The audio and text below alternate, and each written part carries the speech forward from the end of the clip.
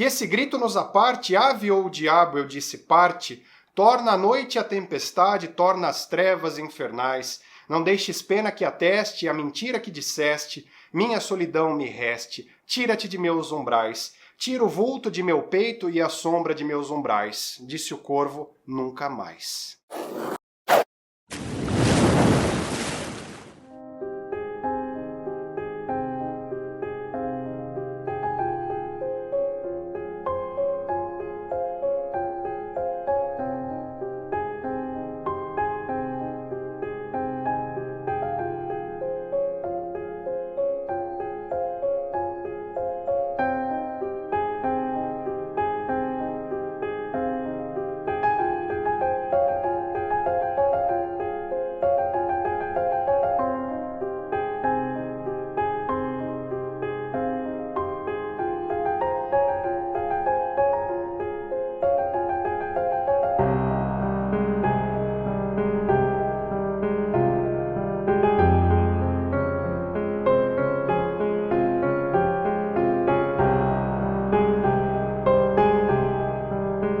Salve, salve galera navegando na área, eu sou o Bruno, sejam muito bem-vindos a mais um vídeo do canal e curvem-se, porque hoje eu trago para o canal orgulhosamente uma das figuras literárias mais importantes de todos os tempos.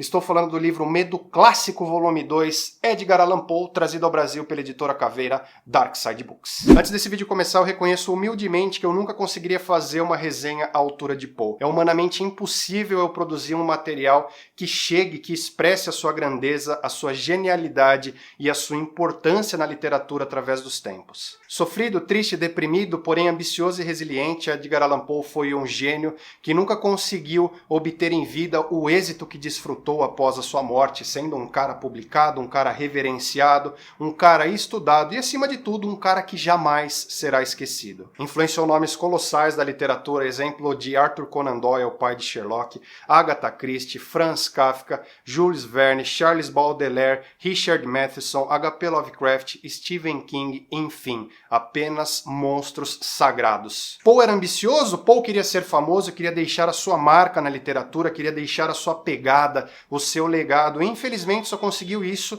após o seu falecimento, anos e anos depois. Aonde quer que você esteja, querido mestre, obrigado por não desistir de nós. Filho de atores, Poe foi abandonado pelo seu pai enquanto ainda era um bebê, acabou perdendo a sua mãe pela tuberculose ainda muito novo, foi adotado por um rico comerciante chamado John Allan, adquiriu o nome do meio Allan a partir daí, acabou estudando em boas escolas, se meteu em algumas dívidas de jogos, o seu pai adotivo acabou ajudando, ele foi pedir mais ajuda depois, ele acabou não sendo ajudado, acabou sendo deserdado, se alistou ao exército, acabou pedindo dispensa anos depois, pediu muita ajuda para o seu pai adotivo nessa época, que já tinha rompido contatos com ele, acabou se casando com o grande amor da sua vida, que era sua prima, irmã de criação, Virginia Clemm. Ela tinha 13 anos, na época Poe já tinha 27. Virginia, como eu disse, era o grande amor da sua vida e acabou falecendo 12 anos depois, também pela tuberculose, em 1847, e a alma do autor se foi junto com ela. Poe começa a beber descontroladamente, encharcando esse coração assombrado, tentando apagar todas as tristezas, a falta que a Virginia lhe fazia,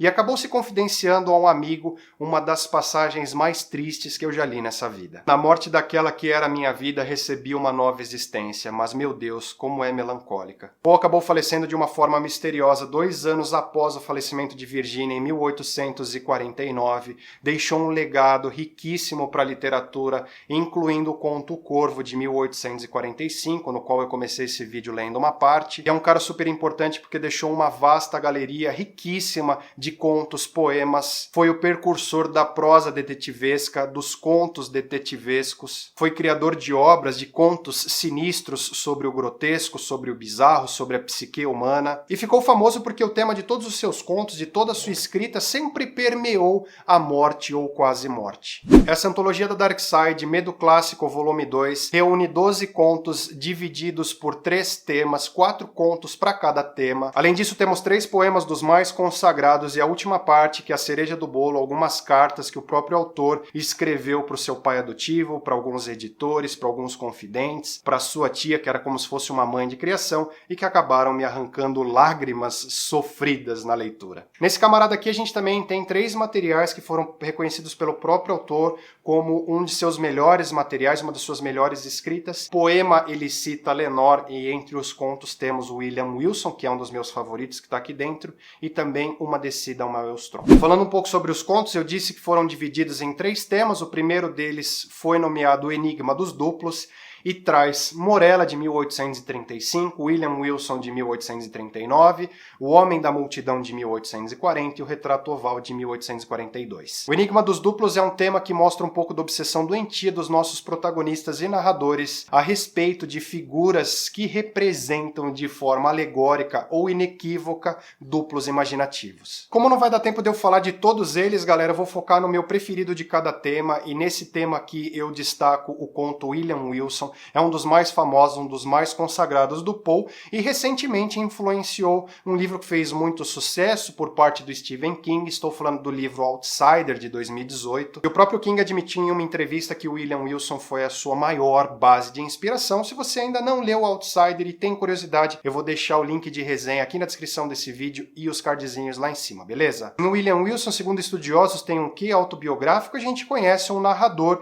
que se nomeia como William Wilson. Esse não é o nome verdadeiro dele, e ele é assombrado por um cara com o mesmo nome que ele, nesse caso William Wilson, que divide a mesma aparência que ele, que nasceu no mesmo dia que ele, estuda na mesma escola que ele. E o William Wilson tem muito de Poe porque ele nasceu no mesmo dia de Poe, estudou na mesma escola que Poe estudou. O duplo perseguia nosso narrador desde a infância até a idade adulta, sempre assombrando, sempre agindo como se fosse um contraponto, sempre agindo como se fosse a personificação da própria personalidade dele. E é um conto com um final sensacional, galera. Ele é consagrado por uma razão. Eu não esperava o final sendo dessa forma, mas você é bem lerdo para sacar algumas coisas, você sabe disso. É um conto que eu já li várias vezes, inclusive para fazer a resenha de Outsider, e mais uma vez ele acabou me surpreendendo de uma forma muito positiva. Tem muito da elegância de escrita do autor aqui, e eu tenho certeza que vocês vão gostar muito de William Wilson. Bom, galera, pulando para o segundo tema de contos, também com 4 continhos, foi nomeado de Crias do Grotesco. Tem O Anjo do Bizarro, uma história extravagante, de 1844, O Demônio da Perversidade, de 1845,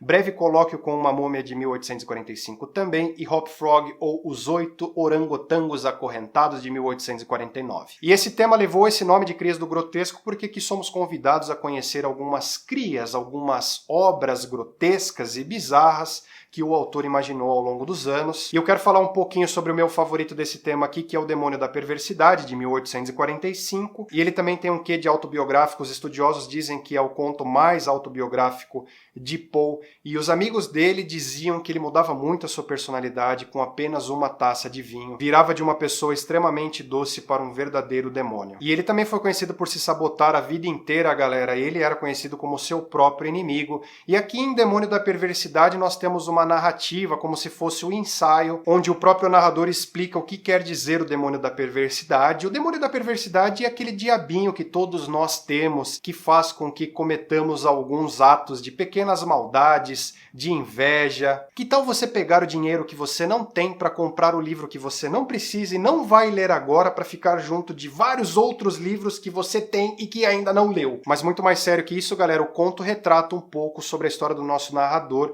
que foi influenciado, segundo ele, pelo demônio da perversidade e fez com que ele cometesse um assassinato. É bacana demais ver o ponto do autor sobre esse assunto. Ele mesmo, que conhece o demônio da perversidade bem a fundo, ele se sabotou muitas partes da vida dele, e é escrito também, como eu disse, de uma forma muito elegante, de uma forma muito clássica, elucidativa, uma narrativa em forma de ensaio, um dos melhores contos desse livro. Todos nós temos o demônio da perversidade dentro de nós mesmos. A última parte dos contos, galera, foi nomeada de No Limiar da Morte e contém Uma Descida ao Maelstrom, de 1841, A Caixa Oblonga, de 1844, Enterro Prematuro, de 1844 também, e A Verdade sobre o Caso do Sr. Valdemar, de 1845. E essa parte foi destinada a contos sobre relatos de morte e quase morte, e é sem dúvidas a minha parte de contos favorita de Medo Clássico, volume 2. Eu gostei absurdamente dessa parte, eu gostei de todos os contos também de uma forma absurda, e quero falar um pouco sobre 2. A verdade sobre o caso do Sr. Valdemar, eu dou um grande destaque porque ele me lembrou muito o livro Revival do Stephen King. E você que leu o livro sabe que o final é assombroso e teve muito da referência do H.P. Lovecraft, que puxou muito do que sabe de Poe, então a gente tem aí a mistureba de gênios, um sendo referência do outro. A verdade sobre o caso do Sr. Valdemar é realmente um conto extraordinário. Mas eu queria falar um pouco mais sobre o meu favorito, que foi O Enterro Prematuro, de 1844. E ele é meu favorito porque ele tem uma aura bem claustrofóbica. Quando eu era criança, em 1993, eu assisti um filme que chamava O Silêncio do Lago, que tinha o Jeff Bridges, a Sandra Bullock e o Kiefer Sutherland, se eu não estou muito enganado. E o protagonista, em uma das passagens, acaba sendo enterrado vivo. E ser enterrado vivo se tornou um dos meus maiores pesadelos quando eu era criança. E eu não sei por que cargas d'água você seria enterrado vivo, mas tudo bem, não vamos discutir aqui assombrações de criança. E aqui nesse conto a gente tem a história de um narrador que sofria de uma doença que é conhecida como catalepsia. E a catalepsia ela é conhecida por imobilizar os seus membros, por deixar até sua respiração mais lenta, como se você tivesse realmente morto. E muitas pessoas nessa época de Poe foram enterradas vivas por sofrer de catalepsia, por a família não conhecer esse histórico. Então o narrador já ambienta a gente falando sobre algumas dessas histórias, e ele falava para os seus familiares, olha, não me enterra antes de ter certeza que eu estou apodrecendo, às vezes eu estou sofrendo esse ataque, por favor não me enterra. E ele fazia vários preparativos no seu mausoléu, no seu caixão, com medo de ser enterrado vivo, e ele vivia assombrado por isso. Então, na verdade, ele estava sepultado enquanto ele ainda estava vivendo. É um conto formidável, vocês precisam ler, mas de qualquer forma, os 4 contos desse tema aqui são absurdamente bons. Bom, galera, já falei sobre os contos, também mencionei um pouco sobre meus contos favoritos, e falando um pouco sobre poemas, nós temos 3. Lenore, um dos favoritos do autor, de 1842, Um Sonho Dentro de um Sonho, de 1849, e Annabel Lee, de 1849 também. Um grande destaque para Lenore, galera, que é o meu favorito aqui, e o Poe escreveu muito baseado, segundo os amigos, na doença que a Virginia já vinha enfrentando, a tuberculose, e nessas curtas passagens a gente conhece a história da Lenore, que está muito doente, em fase quase terminal, mas o Poe ele dá um pouco de abrilhantada, como se ela fosse parar no paraíso, as coisas que os estudiosos sacaram. Todos os poemas são muito bons, mas Lenore acaba sendo o meu favorito. Bom, pessoal, quero falar um pouco sobre a última parte do livro, que são algumas cartas que o autor escreveu ao longo de sua vida. E ele escreveu, como eu já disse, para as pessoas mais próximas, incluindo a sua tia, que foi como se fosse uma mãe de criação, o seu pai adotivo e também alguns amigos e confidentes. E é impossível não chorar porque a gente vê quanto ele sofreu, quanto ele viveu na miséria, o quanto ele contava moedas, o quanto ele pedia ajuda para amigos, quanto a bebida acabou prejudicando a sua vida, a sua carreira também. Então é impossível você ver uma pessoa tão grandiosa, tão importante no cenário literário dos últimos anos, dos últimos tempos, ter sofrido tanto para chegar onde chegou. E mesmo assim acabou não desfrutando de tudo o que construiu. Em uma das passagens que eu vou ler para vocês agora, que ele acaba mandando para essa sua mãe de criação, é muito triste, então é impossível não se emocionar. A menos que ocorra um imprevisto, sairemos dessa pobreza medonha em menos de um mês. Espero mandar-lhe algum dinheiro bem antes disso, mas não sei te dizer quando ainda. Tudo que tenho no mundo, no momento, é $1,50 e preciso que dure por 3 semanas aqui nessa cidade estranha. Ele falava muito sobre o café da manhã, sobre as comidas, porque nunca teve mesas fartas, sempre viveu na miséria, sempre viveu na pobreza, teve que recusar diversos convites para jantares porque não tinha vestimenta adequada e tinha que pedir dinheiro emprestado para comprar uma roupa, um terno. E me arranca lágrimas porque foi um cara, como eu disse, genial, grandioso e teve que passar por muita coisa sem ver o sucesso de tudo isso. Edgar Allan Poe, Medo Clássico, volume 2, é uma das melhores leituras que eu fiz esse ano. É uma homenagem da Caveira Darkside Books. A edição dispensa comentários, vocês conseguiram ver no book trailer.